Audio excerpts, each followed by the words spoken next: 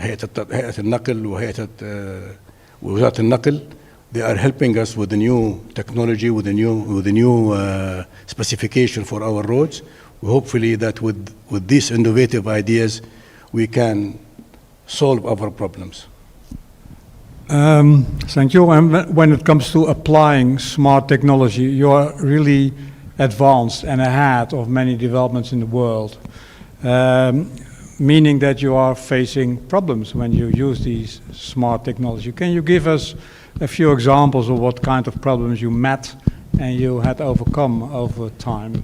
I think the solutions, smart solution and using best technology, the result is so great that you ignore the difficulties you face. I am so excited about our platform of Madinati. We now control our waste management system. Now we are able to track every truck that moves within the city. We are able now, with the help of our Hayat al-Naql, we are able to receive the trucks or major transportation trucks that arrive in Jeddah and control them while they are within the city. So I think the result of the using the technology and improving the facilities is so great that we ignore the difficulties we face. But the more we improve, the more the demand of the citizens. The demand of the citizen, they forget that you have done this in the past. They want to like to have more. But our waste management system, we have worked very hard in developing it. We are now controlling. I have the data, but I don't remember how many trucks and how many pin, but we control the pins. We know if the contractor removed them. We know if the contractor moved them. We're working with other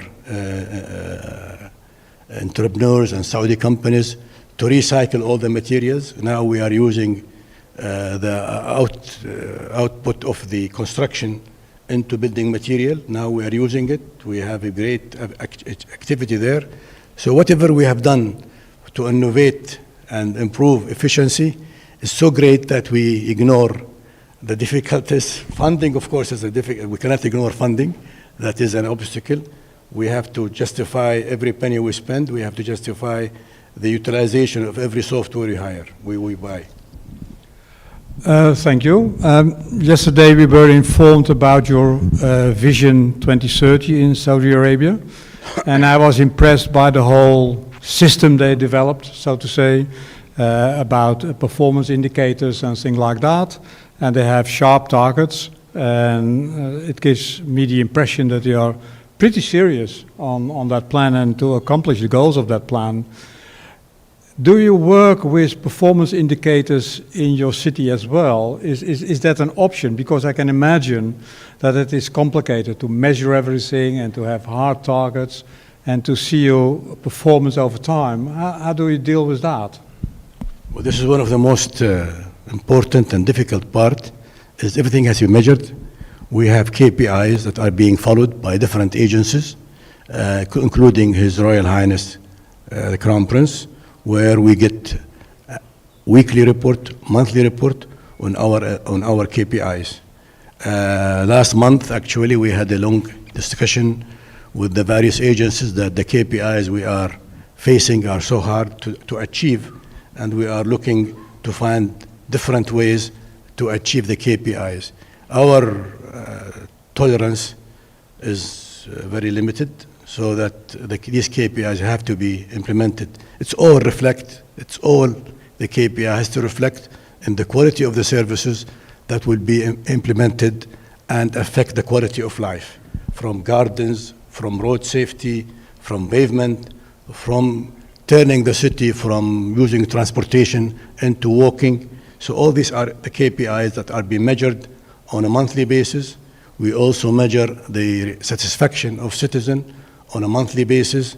I'm very pleased that about 400,000 citizens participate annually in giving us their feedback, either complaint or compliment or recommendations. So these KPIs are being followed very well, and I think in Saudi Arabia, every government agency now or every organization that has a target is being measured by its KPIs.